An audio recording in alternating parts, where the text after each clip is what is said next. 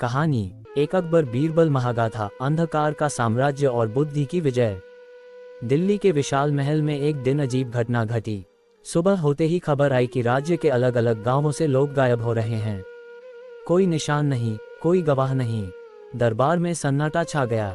अकबर ने गंभीर स्वर में कहा, यह कोई साधारण बात नहीं है। हमारे राज्य में ऐसा कैसे हो सकता है। तभी बीरबल आगे आए और बोले, जहांपनाह, यह मामला जितना दिखता है उससे कहीं ज्यादा गहरा है। पहला अध्याय, रहस्यमयी गायब होना।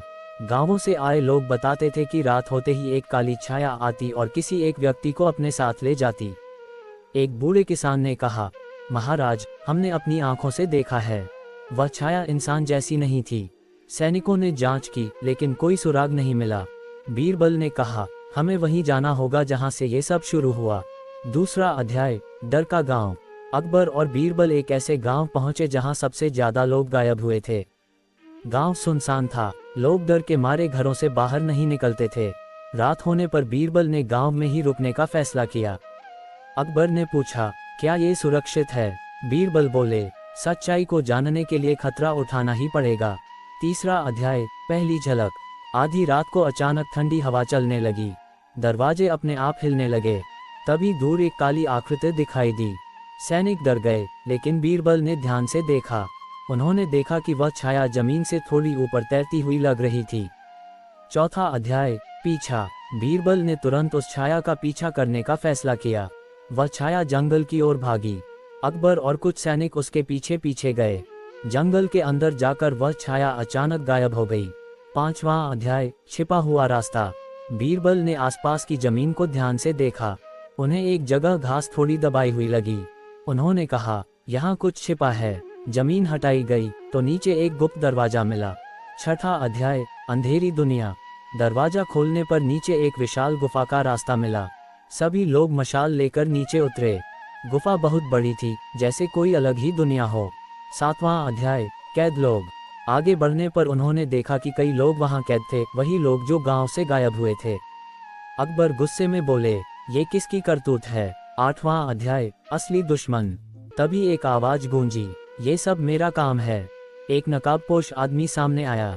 उसने कहा, मैं इस राज्य को डर के सहारे अपने कब्जे में लेना चाहता था।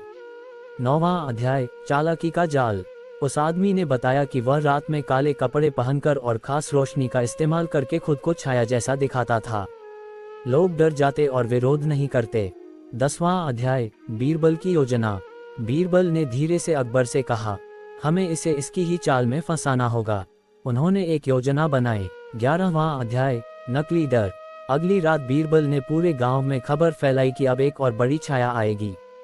नकाबपोश आदमी घबरा गया। 12वां अध्याय, जाल में फंसना। जब वह देखने आया तो सैनिक पहले से छिपे हुए थे। उसे पकड़ लिया गया। 13वां अध्याय, सच्चाई। पूछताछ में पता चला कि वह एक चालाक अपराधी था जो डर का फायदा उठाकर लोगों को गुलाम बना रहा था।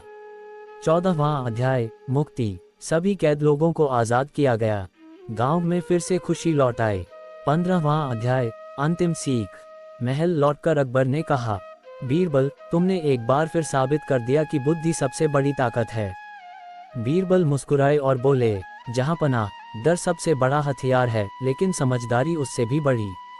निष्कर्ष, इस महागाथा से हमें ये सीख मिलती है कि डर और भ्रम से बड़ा कोई दुश्मन नहीं होता और बुद्धि व साहस से हर अंधकार को हराया जा सकता है।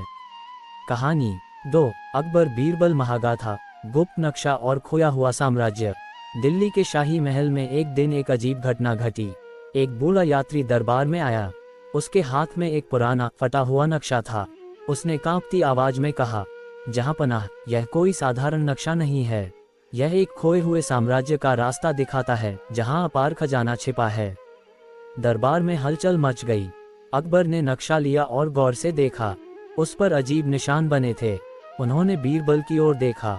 क्या ये सच हो सकता है। बीरबल ने शांत होकर कहा, जहांपनाह, नक्शा असली भी हो सकता है और जाल भी। हमें जांच करनी होगी।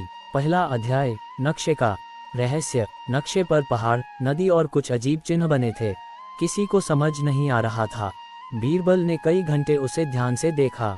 उन्होंने कहा, ये सीधा रास्ता नहीं दिखाता, बल्कि पहेलियों में छिपा हुआ है। दूसरा अध्याय, यात्रा की शुरुआत। अकबर, बीरबल और सैनिक उस नक्शे के अनुसार यात्रा पर निकल पड़े। रास्ता बहुत कठिन था, घने जंगल, ऊंचे पहाड़ और तेज बहती नदियां। कई बार ऐसा लगा कि वे रास्ता भटक गए हैं, लेकिन बीरबल हर बार नक्शे के चिन्हों को समझकर सही दिशा बता देते। तीसरा अध्याय, पहला जाल। एक जगह जमीन पर एक निशान बना था। जैसे ही सैनिक वहां कदम रखने लगे, बीरबल ने उन्हें रोक लिया। उन्होंने कहा, यह जाल हो सकता है। उन्होंने एक पत्थर फेंका, तुरंत जमीन धंस गई। अकबर बोले, अगर तुम न होते तो हम सब गिर जाते। चौथा अध्याय, रहस्यमयी मंदिर।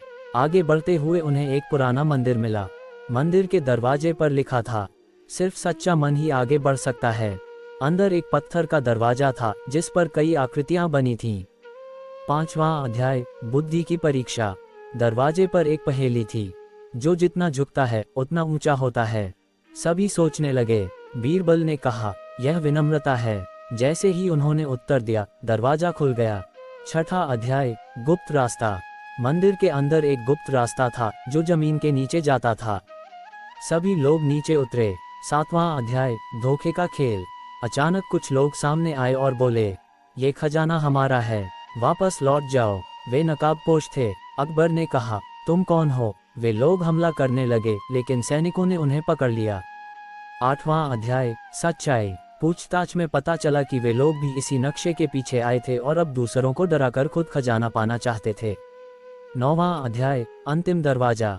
आखिरकार वे एक बड़े दरवाजे तक पहुंचे। उस पर लिखा था, लालच छोड़ो, तभी खजाना मिलेगा। 10वां अध्याय, असली परीक्षा। दरवाजे के सामने सोने चांदी के ढेर रखे थे।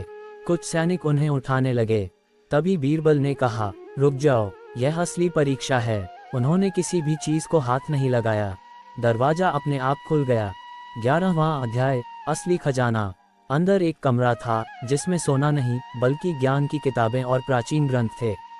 अकबर ने पूछा, ये कैसा खजाना है? बीरबल बोले, जहांपनाह, यही सबसे बड़ा खजाना है।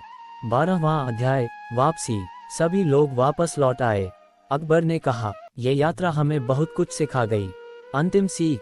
इस महागाथा से हमें ये सीख मिलती है कि लालच इंसान को गलत रास्ते पर ले जाता है और सच्चा खजाना ज्ञान और समझदारी है।